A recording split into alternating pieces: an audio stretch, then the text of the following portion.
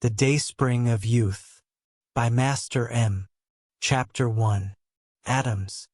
The fundamental purpose of the science of union, or yoga, as it is known in the Eastern tradition, is to acquaint humanity with its innermost being, and the present work serves merely as an introduction. Profounder knowledge is imparted to the student only when he has attained the requisite readiness. Those who impart the teachings of yoga to the unprepared incur severe penalties. The fragmentary teachings left to us by the great initiates have frequently been appropriated and corrupted by certain religious institutions, which were ostensibly entrusted with preserving their sanctity from the time of their original dissemination. These bodies altered the doctrines to fortify their own dogmas, and such spurious transcriptions have plunged the world into obscurity. Occultism postulates that the visible universe is merely the inferior counterpart of a higher realm, the perception of which would bestow upon us perpetual youth and profound felicity. All that we observe around us is illusory, representing but a fragment of a greater reality. For our minds are incarcerated and subjugated by our own world of illusion. Once we pierce this veil, we shall discern within the depths of nature a guiding intelligence that orchestrates all phenomena. Numerous occult schools, particularly those of American origin, instruct students in the development of inner faculties through the improper utilization of what is termed conscious willpower. Such schools assert that the objective self can demand and acquire desires by impressing the subconscious mind through the force of will. In the more profound states of yoga, the student directs forces without exercising the will as it is commonly understood in the mundane world. Rather, he employs the consciousness of the reality residing within. Consequently, in the higher esoteric schools, the term will is seldom invoked. It is not our intention to unsettle the faith of any individual. Nevertheless, we propose that if humanity would only learn to reflect inwardly and seek its own kingdom of heaven, it would read therein the original, unaltered texts of the great world teachers. For our internal volumes of wisdom remain undistorted by the realm of illusion. As the Prophet Muhammad proclaimed, "To its own book shall every nation be summoned," signifying that, in the future, humanity will learn to distinguish truth from falsehood upon attaining union with its innermost. This volume also addresses physical health and introspection, and the student may embark upon these practices regardless of his age. The physical body is a composite structure, forged from multitudinous sources and epochs of both past and present experience. Within our practices, these accumulated experiences are systematically reviewed. The lower centers correspond to primitive periods and our animalistic nature, and they are located in the inferior region of the spine. Conversely, the centers situated above the navel signify more advanced states of evolution and consciousness. These inferior centers must be rendered our servants, not through brutal conquest, but through measured mastery. Should we fail in this endeavor, they will perturb and attempt to dominate us, thereby reducing us from godlike beings to mere beasts. Life shall remain incompletely understood until we recognize the living forces residing within and successfully transplant atoms of a more exalted nature into the corporeal form. This process will eventually assist humanity in becoming the very personification of justice. Our atomic centers are analogous to the stellar clusters of the firmament, with each atom functioning as a minute intelligence revolving within its own atmosphere. Through aspiration, we unite ourselves with atoms that have preceded us in the evolutionary hierarchy, for they evolve in tandem with us, utilizing the physical body as their university, and they forge the path for us to follow. Diverse realms of consciousness or conscious beings intersect the human structure. Upon entering his interior planes, the student will realize that this material world is mere illusion, and that time and space exhibit profoundly different natures when perceived from these elevated states.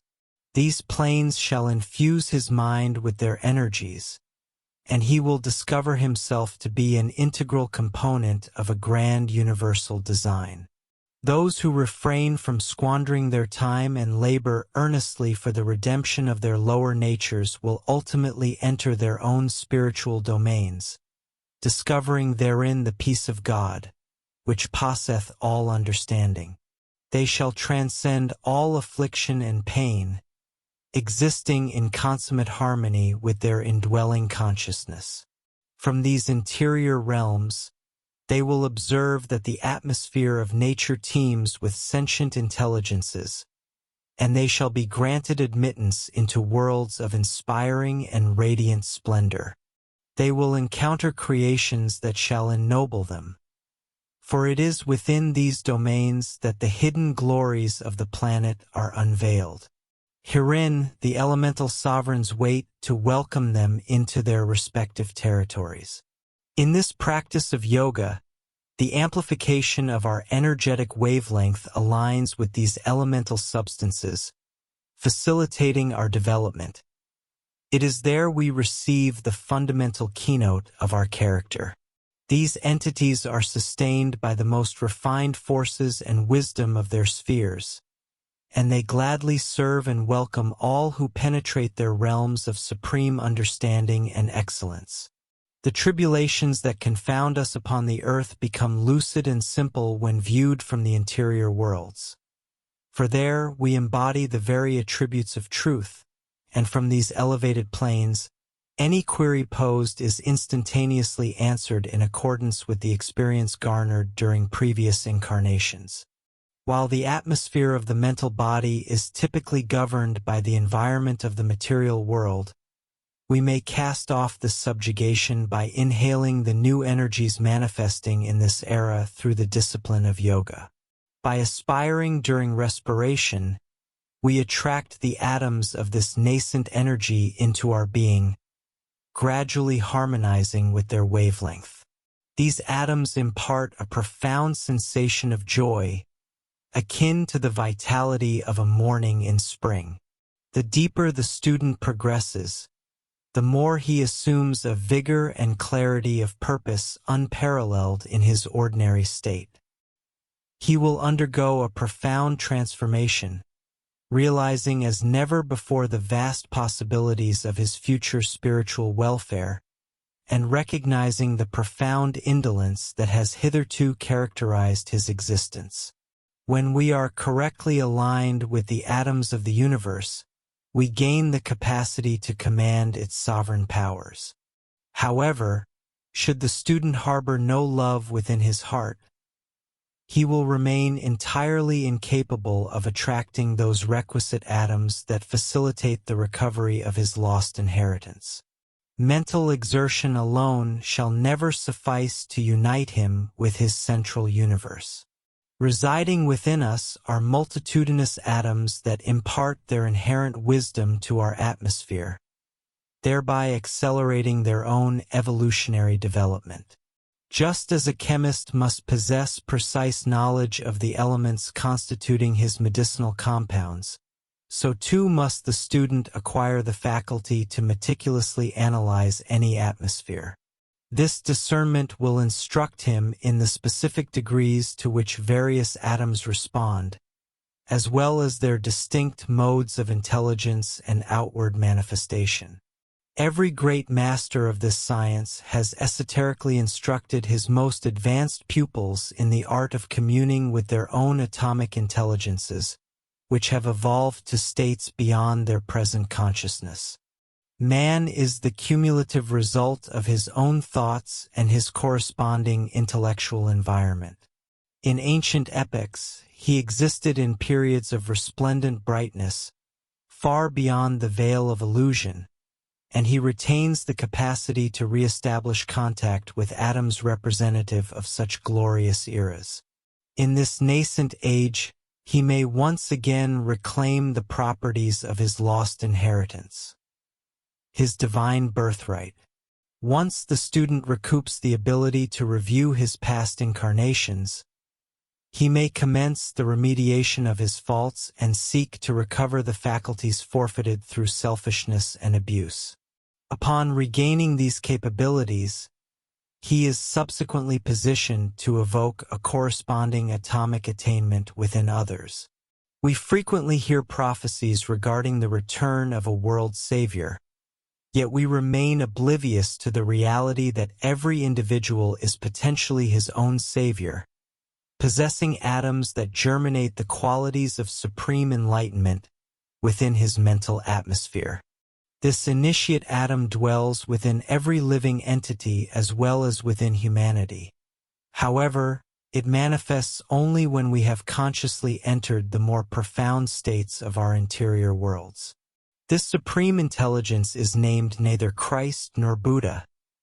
Rather, it is invoked by a sacred, secret sound that embodies the very principles of cosmic justice. Each center within the corporeal form possesses its own unique resonant note, and it responds directly when sounded. He who intones the proper vowels, the 7 vowels of nature, harmonizes these centers, compelling them to respond to a unified vowel resonance, the true and sacred name of his innermost. When the student meditates within his own corporeal university, vowels, which seemingly traverse from a remote antiquity, are revealed to him.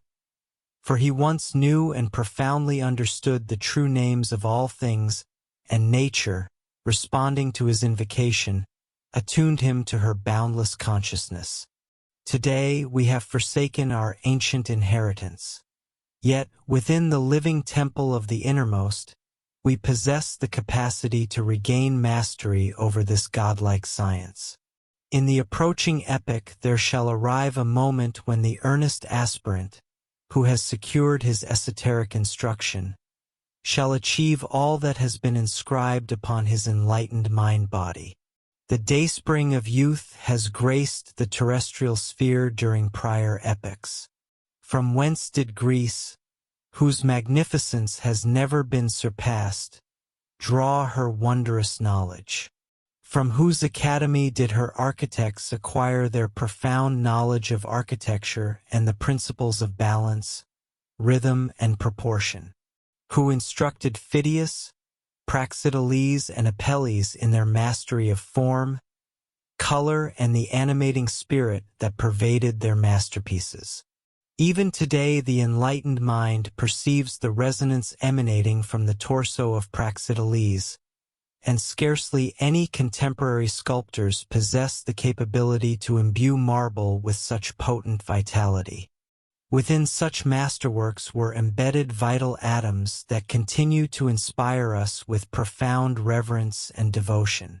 For they infused their creations with their own atomic essence, and though centuries have elapsed, the receptive intellect can still discern the artist's jubilation in his creation. Yet much of this opulent and multifaceted Hellenic creation emerged within the span of merely 250 years. In the Atlantean Testament of Learning, a volume safeguarded by the brothers, we encounter the following account regarding the genesis of the Attic civilization. When the great initiate and his solar disciples arrived at the Mediterranean, they paused momentarily at the location upon which Athens was subsequently constructed, and the Atlantean embedded within the subterranean strata atoms that long thereafter stimulated the intellects of those who came to reside there. He subsequently departed with his adherents to the Fecan Valley of the Nile to establish the civilization presently identified as the Egyptian. The advanced aspirant will find such chronicles profoundly captivating. Within the chapter house of the brothers one may peruse the annals of antiquity inscribed by the historians of the order. Few individuals analyze the atmospheric ether of this world, neither do they comprehend their station and function within its activities. Those who undertake this endeavor are typically the prophets of a nation and draw upon and articulate its amassed reservoir of wisdom. It is precisely this sagacity that binds a nation to its ancestral inheritance. Western yoga will assist us in navigating myriad arduous processes and impart the wisdom requisite to fulfill our earthly mission, as well as attain to our individual and internal universe. The esoteric secret of this discipline of yoga resides in the inhalation of atoms of an evolved nature, for their superior vibratory frequency cultivates our own atomic structures. This is accomplished by inspiring into the nasal passages a specific classification of atom designated as aspiring atoms.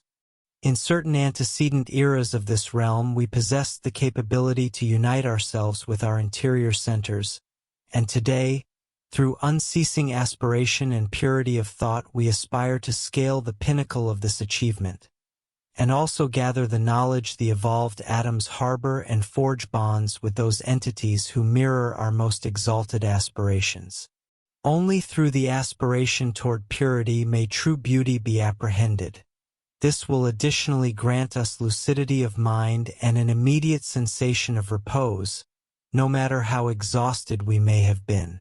Through yoga, the aspirant will receive, besides spiritual illumination, the expansion of his spiritual nature and an esoteric comprehension of the contemporary scientific paradigm. Although the innermost may infrequently concern itself with external phenomena, we must consistently do so and strive to align ourselves with the governing laws of this terrestrial sphere. Antiquated environments deplete the atmospheric vitality of youthful existence. Such circumstances are frequently observed in ancient nations as well as in venerable cathedral and university municipalities, for we cannot awaken and instruct those who refuse to sever themselves from their archaic appetites and fervent attachments to the culture of a bygone era. When the aspirant commences the inhalation of this atomic energy of the new epoch, it will provide him with an inkling of his prospective development. For the antiquated atmosphere of this world harbors all the dust and impurities of multitudinous ages, and therefore drags us back toward antiquity. Thus a nation will succumb to decay if it neglects to respond to its own manifestation of the dayspring of youth. In eras past we ascended from the baser densities of matter into the more elevated realms, but as we undertook this ascent we forfeited contact, having been led astray by our inferior nature. Therefore we must not capitulate to inferior conditions. If we do so, they will inevitably enslave us. Humanity exhibits diversity in its structural composition. Certain individuals possess dense physical vessels alongside correspondingly dense intellects and do not respond to any influx of energy, but rather drift along in a nonchalant manner. Such individuals remain subjugated to the minds of others and impart these subordinate qualities to those positioned beneath them. Within this discipline of yoga, we no longer become the prey of external minds, nor revert to outmoded standards of reasoning when analyzing the qualitative nature of thought emanating from the interior planes. Because energy can only be magnetized by corresponding energy, one must contemplate the novel energy present in the atmosphere whilst aspiring. For these attainments can only be acquired through forceful volition. When desirous of specific knowledge, aspire and invoke the innermost to establish a connection with that particular center or division corresponding to the requisite source of information. In the more profound states of this practice, we seek the distilled essence of our former experiences after reviewing our past incarnations, be they virtuous or maleficent. Once we have transmuted the sum total of our experiences into a sapient intelligence, we will then perceive, if we are observant when practicing, the attributes of courage and vital stimulation. This signifies that through dedicated aspiration we have inhaled those atoms possessing the consciousness that pertains to the realm of the innermost. We only become cognizant of our personal atomic workers, who labor unceasingly upon the development of our nervous system, when entering our internal planes. When we attain this realization, we should bestow upon them our love and encouragement. If we desire to govern ourselves and properly analyze our internal conditions, we must traverse the barriers separating us from our innate sovereignty and this world of illusion. For we cannot expect the innermost to foster the development of our minds until we earnestly seek unification with it. Every anatomical section of the body corresponds to its individual atomic vibration, and we must meticulously analyze them during our practice as they congregate within the nasal passages. We subsequently invoke those instructional atoms, and they will aid us by bestowing the quality of perfect balance. As we inhale, a portal seemingly opens at a gradual pace within us, and we feel inexorably drawn into an alternate sphere. In due course, this respiratory process will be governed by the innermost. When this phenomenon occurs, we shall then comprehend for the first time the true significance of rhythmic breathing, and sense that exalted being within us who assumes command and who confers an alertness and perspicacity never previously experienced. This constitutes the frontier of our individual universe. Within our nervous system resides a supplementary network of nerves that respond to a vastly greater wavelength. When we aspire, we transition from the primary network into the secondary, and there gather atoms of a fundamentally different nature. We simultaneously awaken currents of dynamic power that unveil the secluded centers and prepare us for admission into our authentic realm of being, where atomic substances endow us with energy and profound intelligence. In this disciplined study, we must undertake each successive step with an enduring sense of security and courage. The illumination that descends upon us is derived through the keen observation and study of our esoteric possessions. We are not blinded like the mystic who, despite radiating immense love, possesses little of tangible substance to demonstrate. For the mystic and the yogi of this sacred science stand worlds apart. The mystic with fasting and praying weakens his physical vessel, seeking to render it subservient to the higher self, of whom he remains ignorant, and only its fragrance and peace remains in his heart. Conversely, the yogi will develop and glean from his atomic intelligence his own magnificent truth. Within the science of this Western yoga there exist preparatory, silent, active, and scholastic periods. These 4 phases instruct us in the precise operations of both our interior and exterior bodies. The sovereign presence of our innermost must ultimately be brought into full manifestation within our objective world. At this point, we must append a vital observation concerning our innermost. Although we have stated elsewhere that it is held captive, this by no means implies a total absence of movement. On the contrary, it manifests through our central system, our secondary system, and our objective body. However, it cannot manifest beyond these confines until it is ultimately liberated through the practice of yoga. We do not consciously respond to the impressions of our innermost, despite the assertions of religious teachers that we reside in constant union with the reality or God, until the innermost, serving as the instrument of the reality, unites us to it. In our present condition and atmosphere, direct communication with our innermost does not operate until we integrate its divisions of atomic structures into our system.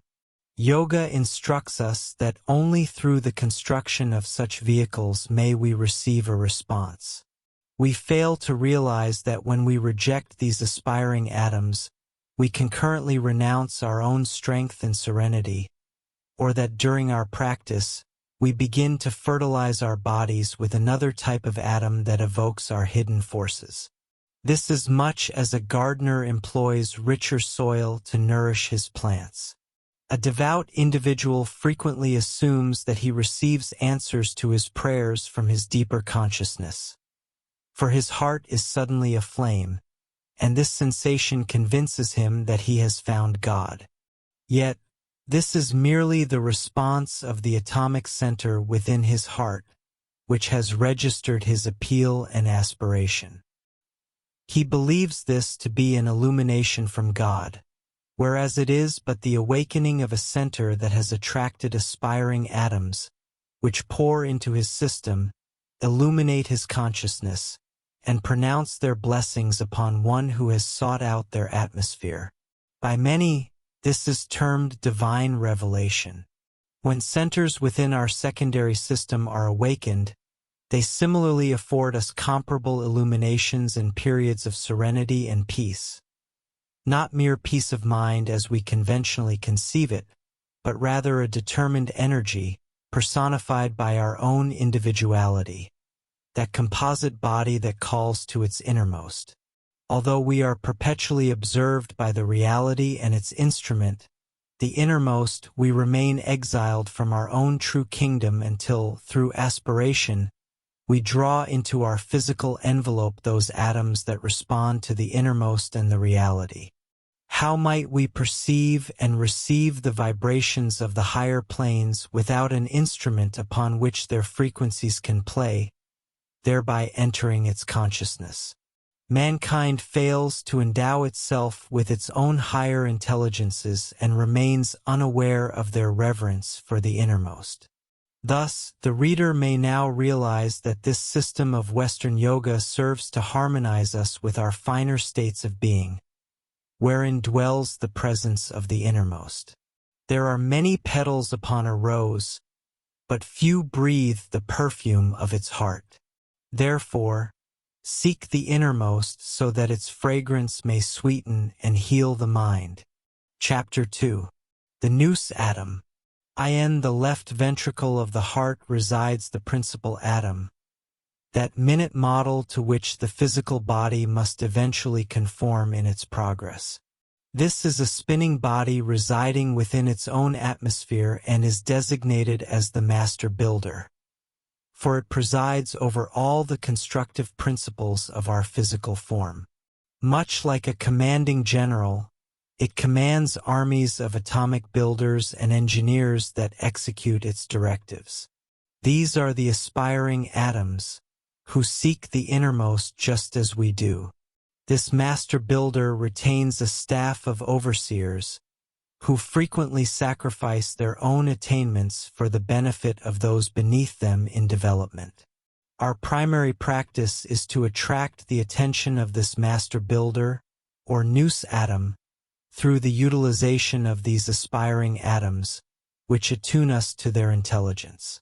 The physical organism resembles a foreign country to these willing atoms, whose task is to attune it to its greater spiritual possibilities.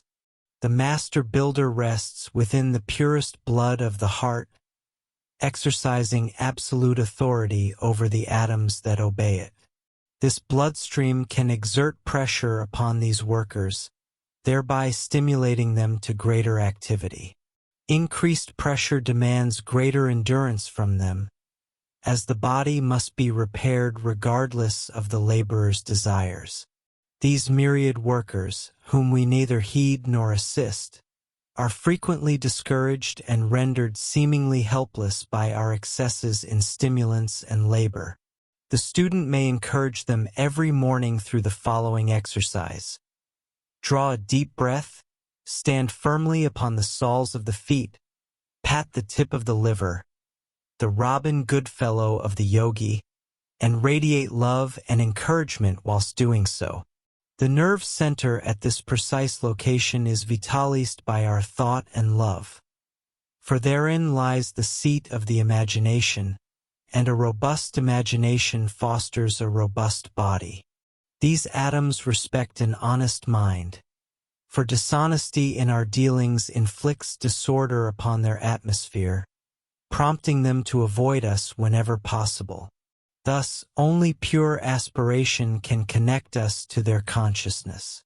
Furthermore, they convey the influences of the innermost to our illusioned minds, which remain imprisoned within the mirages of this world.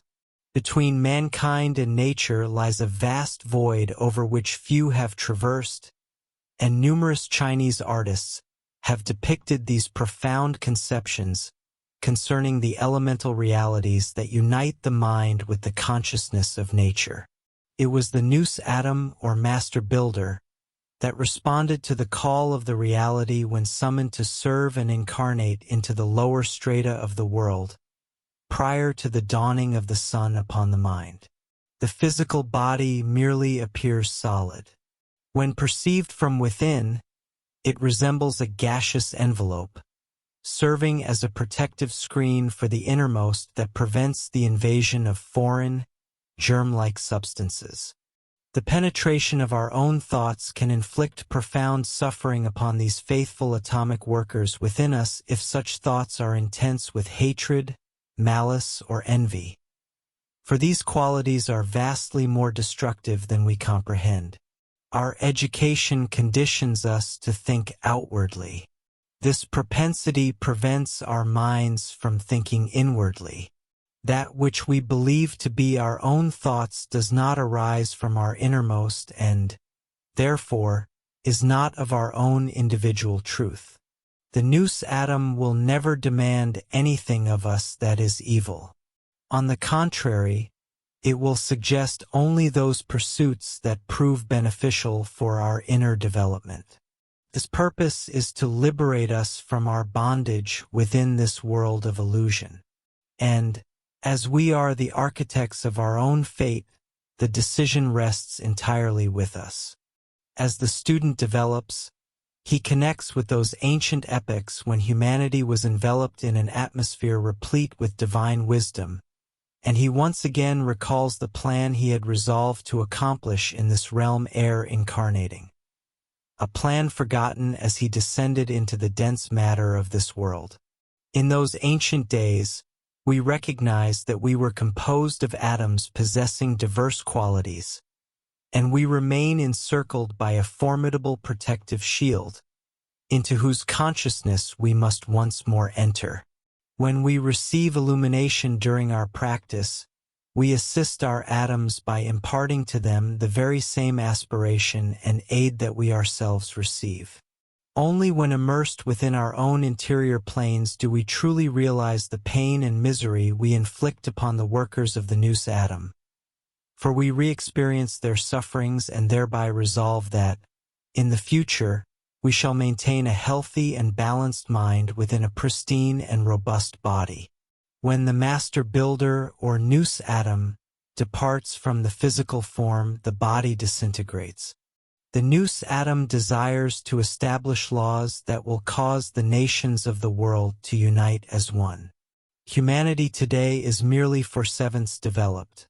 However, when the nous Adam and its workers respond to our practices, we are instructed in how to stimulate several divisions of the body that have seemingly atrophied through disuse. The body is composed of two types of atoms, good and evil. Through them, we re-experience the good and the evil of our past incarnations. Atoms bear a resemblance to their possessors. Thus, those whose atoms are firm and solid possess strong bodies, whereas those with weak atoms inhabit frail bodies.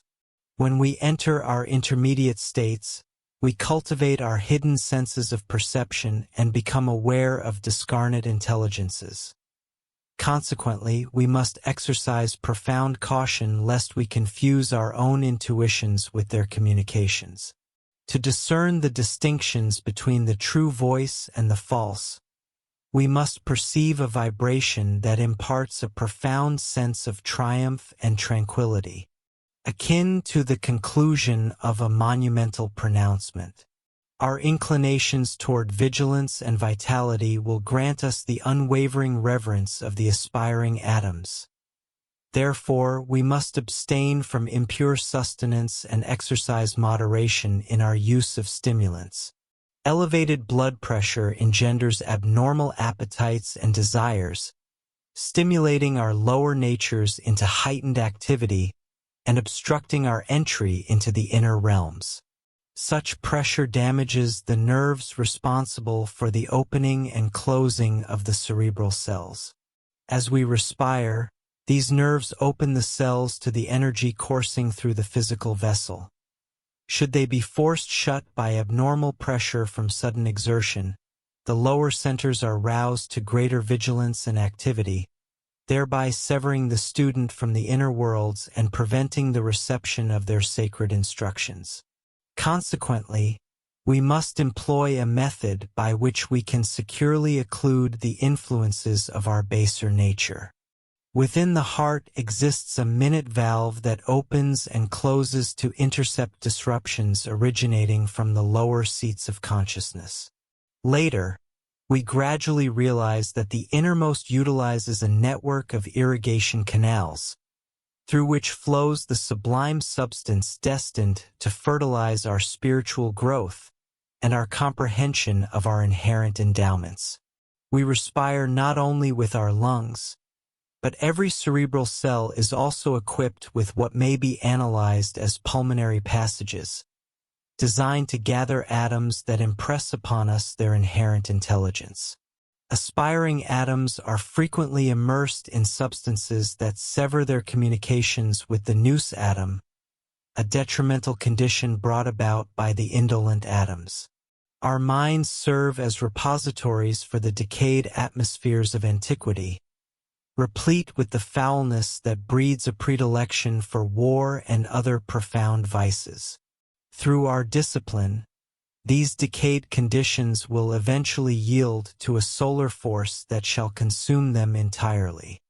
This purifying fire will eradicate those parasites that have imposed their burdens upon us, cleansing our being so that our true minds may manifest. Throughout history, a world savior has emerged at the close or commencement of an epoch, and when we become capable of reading our own inner books of remembrance, we shall finally comprehend the specific illumination each teacher bestowed upon us and upon the world. We shall further realize that they performed miracles through the magical manipulation of vowel sounds, and that their sacred endeavor was to harmonize humanity with the higher vibrations released by these atoms. In every incarnation, we have possessed the identical nous atom, and in certain lifetimes, we have faithfully obeyed its directives. The profane world assumes that when a man becomes a yogi and enters into retreat, he squanders his existence. While it is true that he may be known to only a select few, the genuine yogi occupies a vital position in the evolution of humanity, and his power amplifies as he withdraws from the worldly atmosphere that holds mankind captive. He commands immense power, orchestrating the thought waves of humanity just as a maestro manipulates the keys of his instrument. As the student traverses the astral and mental planes upon his inward journey, many of the subnormal entities that throng these regions, some of whom are earthbound, frequently intercept his thoughts, endeavoring to agitate and distort his consciousness. The aspiring atoms assist us in awakening the latent energy within our being, that dormant force situated near the navel center, which ultimately liberates us from spiritual bondage. This force, analogous to static electricity, is evoked and channeled up the spinal tract to open our great, hidden centers or schools. For within the central nervous system resides the solar intelligence of our miniature universe, wherein man may achieve absolute oneness with reality. We then fall under the guidance of a profoundly powerful stream of intelligence, which facilitates our conscious projection beyond the physical body to acquire profound knowledge without resorting to conventional methods. Provided we remain observant, we can survey the horizon of all human endeavor accustoming ourselves to dwell inwardly irrespective of worldly erudition, and partake of that sublime internal nourishment we had previously spurned in the external realm. Within our central nervous system, we discover specific atoms that encapsulate the consciousness of humanity's greatest luminaries. These atoms constitute an atomic architecture from which one will periodically descend into the dense atmosphere of our physical bodies, thereby connecting us to those atomic intelligences that have adhered to their teachings. Furthermore, they will project before our inner vision the moving panorama of our past experiences. Once again, the student will be enveloped by the echoes of his prior sufferings, the profound sensations of having been vanquished, as well as the triumphs of having conquered. Having borne witness to his deeds, both virtuous and malevolent, he will subsequently aspire to live in such a manner that the rebellious atoms, those which had previously defied their Lord, shall no longer reside within him. No truly great administrator has ever been constrained by the prevailing standards of his era. Rather, he has forged new ideals and exercised his imagination to enact progressive transformations within his civilization. Nations have experienced eras of profound enlightenment wherein the moral worth of the individual was esteemed as an invaluable national asset. The ancient Greeks intrinsically understood this noble ideal. The organs of generation hold paramount importance within these teachings. Their innate creative power is destined not solely for procreation, but equally for the conceptualization of ideal standards through the disciplined use of the imagination. The formidable energy that permeates our being is comprised of several distinct strands, each vibrating in resonance with a different division of the nervous system. When perceived inwardly, these centers radiate diverse spectrums of light, much like coals glowing intensely in the darkness of night. While the energy of our central system maintains our waking state, it enters a state of repose during our slumber, allowing another form of energy to take its place. This process is analogous to an engineer overhauling machinery after the laborers have departed. For this restorative energy repairs degraded tissues and obliterates all elements of an unhealthy nature. Upon our awakening, this regenerative energy ceases its function, and the primary atomic forces promptly resume their appointed tasks. The governing intelligences presiding over each atomic colony fiercely resist any external influence that seeks to alter their disposition toward one another. It is imperative to remain perpetually vigilant for any communication emanating from the nous atom. Indeed, an ancient Hermetic axiom states, "Be alert for your master's voice as he is alert for yours."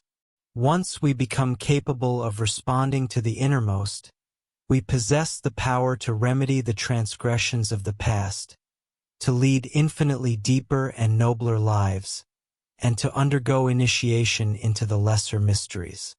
Chapter 3. Destructive Atoms. As we articulated in the preceding chapter, there exist two fundamental forces within man, the virtuous and the malevolent. The occultist occasionally refers to the nous atom as the white or benevolent principle of the heart. We shall now address its antithesis, the dark atom or the secret enemy. In manifold ways, its activities parallel those of the nous atom, for it similarly commands legions of atomic entities. However, their nature is entirely destructive rather than constructive. This secret enemy resides within the lower region of the spine, and its constituent atoms vehemently oppose the student's endeavors to achieve union with his innermost.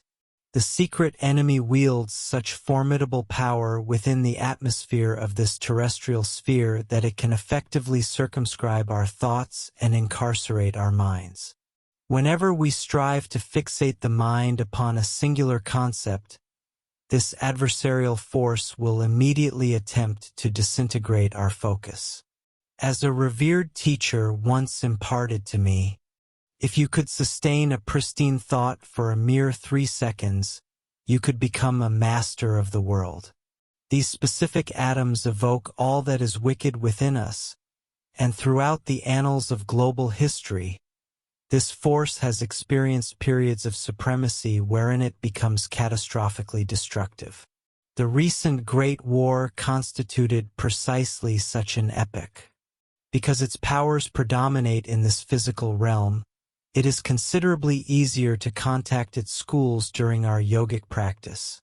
From our earliest childhood, we have been conditioned to direct our thoughts outwardly rather than inwardly, and it is precisely within the grosser, external bodies that these atoms manifest with the greatest ease. Thus, the kingdoms of hell are traversed with perilous ease, whereas the kingdoms of heaven can only be attained through resolute spiritual force. At this juncture, a brief reflection upon the nature of faith may prove instructive. Initiates assert that its true meaning has been profoundly misunderstood by the masses. Faith, in the colloquial sense employed by the profane world, possesses no inherent spiritual nature, although within the secondary esoteric system, it signifies the concentrated power and energy actively applied to one's endeavors. All success in yoga derives from this steadfast application. For the true essence of faith is a solar force that illuminates the intellect and draws unto itself atoms of power and energy. Far more human ruin has ensued from the misconception of this quality than mankind presently realizes. When Jesus employed this term in the sentence, "If ye had faith as a grain of mustard seed," he signified that one could perform miracles if one possessed the atomic energy contained within a mustard seed. Yet, within this realm of illusion, this principle is inverted. The feeble individual remains idle, convinced that all shall be bestowed upon him merely by virtue of his faith. This is not a force that ought to be applied solely to religious devotion. Rather, it is the power of the innermost operating through the densities of our corporeal forms, and the more profoundly we respond to it, the greater our capacities shall become. Incidentally, the student should recognize that upon entering the secondary system, a fundamental reversal of circumstances occurs. For instance, whereas in the exterior world we state the man runs, within this inner division the sentence would read runs the man. The secret enemy has never been permitted to penetrate the higher spheres of our being. In the primordial beginning, when the world existed in a fiery state, they rejected the summons of the Absolute and rebelled against their Lord. Subsequently, they followed the streams of the white atoms and took incarnation. Their subsequent opportunity to respond to the call shall arrive at the genesis of a new universe. When the aspirant re-experiences those past incarnations wherein he was subjugated by malevolence, he simultaneously endures the subsequent lifetimes wherein he atones for such evil through profound sufferings. And it may offer solace to those enduring immense poverty and affliction today to understand that they are discharging the penalty of their previous actions. For the innermost residing within them serves as their ultimate judge. Once the student achieves equilibrium between his two classifications of atoms, the white and the black, their respective powers fall under his conscious command, and he may then enter his higher schools. Within Eastern terminology, this signifies he who has attained the middle of his path. At this juncture, he resides under the jurisdiction of neither good nor evil. As we traverse the darker spheres of our own nature, we encounter earthbound intelligences that would eagerly attach themselves to us were we to grant them permission. Later, we must confront the composite entity of our past transgressions, a thought form of our own creation, unto which we have imparted elements of a soul nature. For unknowingly we are all creators. This entity, called the dweller of the threshold, will confront us, and it is a living, dynamic force. Being elemental in nature, it possesses the capacity to assume any horrific shape by which it seeks to terrify us, and it customarily adopts a feminine guise. Should we permit this malevolence to usurp our control for but a fleeting moment, for its influence is profoundly hypnotic, it will deliver a perilous shock to the nervous system, particularly to those uninitiated in its true nature. But if, at such a moment, we aspire toward the reality for protection and understand, it will disintegrate like the ash of a cigarette. When this specter is destroyed, it will eradicate the subconscious impressions of dread from which children as well as men suffer in their dreams. In certain Greek mysteries, this dweller is deliberately evoked so that the neophyte may be liberated from it. There is also its antithesis that we encounter upon the higher planes, the composite embodiment of our past virtues and ideals. This is a godlike intelligence, terrible in its appearance of radiant brightness and splendor. It is called the Advocate. We shall expound upon this entity in subsequent chapters. We likewise re-experience within our lower schools our evolutionary progression through the animalistic states, thereby discovering how potently these primitive forces continue to influence and dominate mankind. Because this physical world is intimately allied with the secret enemy, it is considerably easier for the aspirant to acquire knowledge of the malevolent aspects of nature rather than of the benevolent. For operative magic manipulates the density of matter with greater facility than it does the subtler forces of nature. The wisdom of the secret enemy is seemingly far greater than the wisdom of the nous atom. As a revered prophet once observed, the children of this world are in their generation wiser than the children of light. Our atmosphere is moist, and when we draw an evil thought into it, this malignancy will surround us with atoms of a corresponding nature that will rotate about us like a swarm of bees. Upon the exterior lining of the mental body reside nodes of consciousness that attract specific categories of virtuous and wicked thoughts. Such atoms vary in their degrees of intelligence, and certain among them can instill within us erroneous conceptions regarding both circumstances and individuals. Students must adapt themselves to their respective environments and cultivate mastery over their thoughts. By achieving this, they can amplify their vital energy and experience enhanced security and power derived from the atmosphere of the nous atom. Remember that environments differ, and malevolent places teem with destructive atoms. The innermost evaluates us according to the specific atmosphere we attract. The sun projects a profoundly purifying power into the atmosphere. One may observe this phenomenon during spring, when a surge of new life and vitality is palpably sensed everywhere. For the solar atoms actively stimulate the central nervous system. It is noteworthy that individuals infiltrated by the atoms of the secret enemy cannot endure sunlight in the morning, when the sun's vitality is most potent.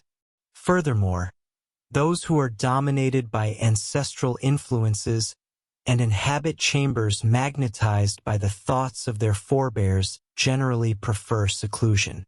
Yet, in the approaching era, humanity shall no longer reside in the begrimed and congested sectors of cities where the ancestral atoms of a decaying nature stagnate.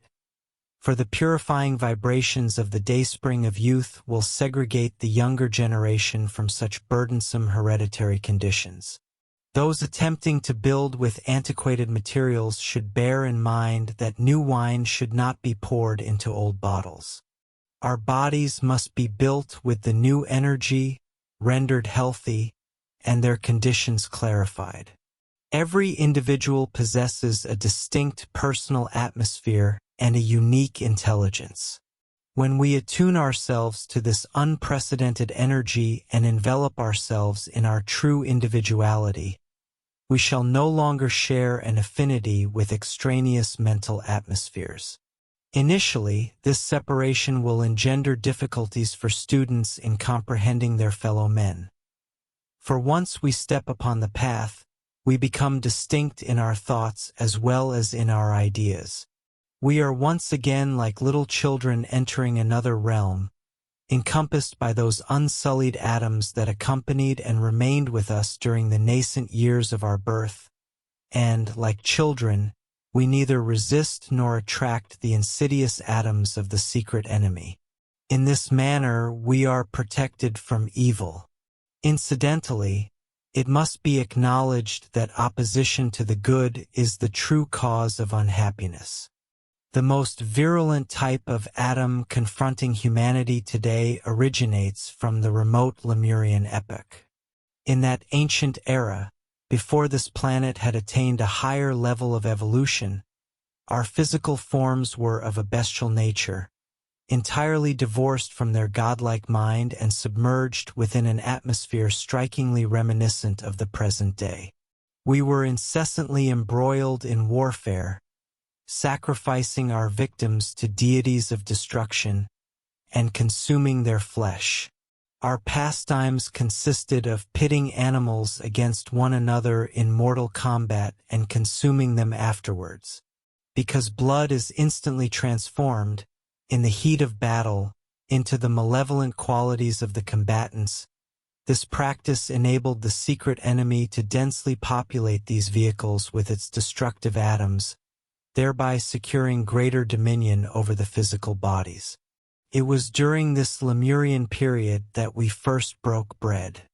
The more evolutionarily advanced creatures cultivated a grain akin to millet, and this agricultural pursuit unsettled the animalistic atoms within them, fostering a desire to oppose those who perpetuated warfare and scavenged the remains, as well as to unify into a colony and brotherhood for the purpose of self-protection.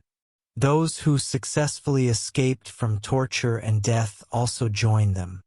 We had ascended beyond the mere animals, for we possessed the capacity to remember and recount the wisdom we had received from the elders of this colony, individuals who could effortlessly vacate their physical forms and had discovered how to receive instruction from another sphere, an overseer globe. At times, there also arrived beings of a semi-divine nature, whose exalted vibrations interpenetrated and stimulated our mortal frames. These solar entities taught them an alphabet similar to that of the early Chinese.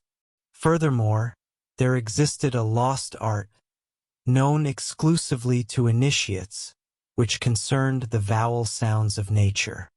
When these were intoned correctly, they would elicit an audible response, and through this resonance, the true name of a thing would be revealed.